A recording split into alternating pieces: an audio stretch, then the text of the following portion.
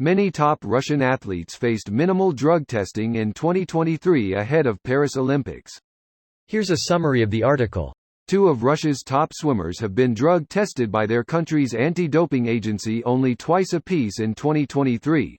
Part of a larger trend in the country that adds an extra layer of uncertainty to the IOC's decision to allow some Russian athletes to compete next year at the Paris Olympics.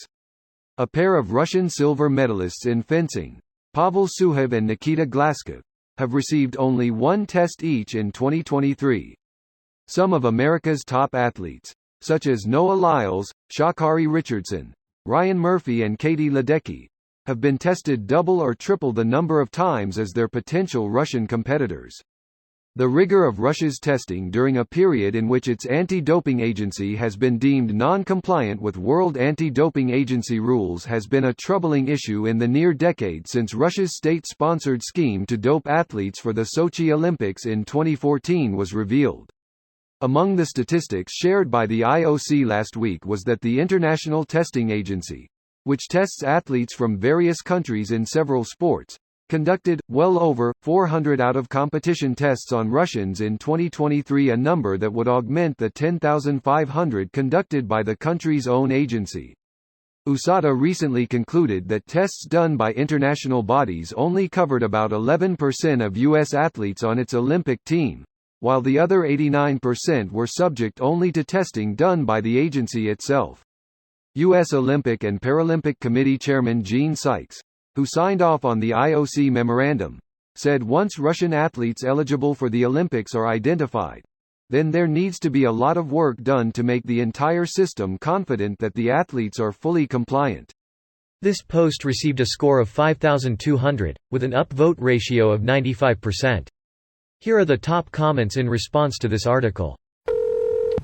Shocking. Top to bottom an awful culture. The Russian sports culture is awful indeed. How about their anti-LGBTQ culture?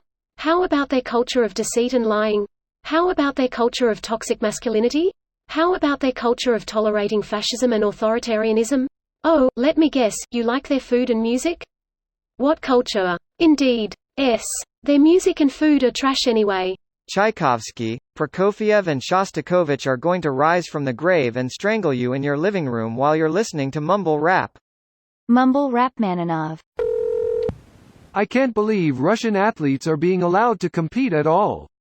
Russia's invasion isn't their fault, right? And neither was apartheid the fault of some random South African athlete. It's not about the athletes themselves, it's about holding nations to a standard, such as not waging aggressive wars.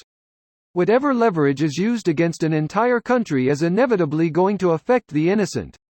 Russian athletes shouldn't be allowed to compete based on their history with sport. Forget the war in Ukraine and all that shit. Russian athletes have been found to be cheating in nearly every single Olympics, and Russia is one of the only countries with a national program for helping athletes obfuscate the PED usage. During Sochi, they even had a separate system for testing Russian athletes from the non-Russian ones. Even if Russia was at peace, the simple fact is, they will cheat anywhere and everywhere they possibly can. Why would anyone else even be willing to compete against them? Things are not as they are being portrayed. To say that Russian athletes have been held to the same standards as other athletes is a slap in the face to clean athletes, Tygart said. The rigor of Russia's testing during a period in which its anti-doping agency has been deemed non-compliant with World Anti-Doping Agency rules has been a troubling issue in the near decade since Russia's state-sponsored scheme to dope athletes for the Sochi Olympics in 2014 was revealed. It's not like they have a history of doping or anything. I think the Olympics are starting to lose their luster anyway. Things like this are what ruined them. The main network only shows a handful of big revenue sports or sports where an American has a gold opportunity.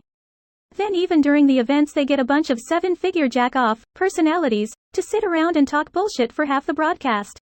I can't even stand watching US coverage of them anymore. The whole thing, top to bottom, is just a fucking Coke commercial now.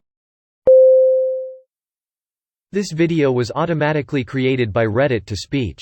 The article and comments in this video were selected from Reddit according to their upvotes, and any paraphrasing was performed by smmry.com, without any human intervention.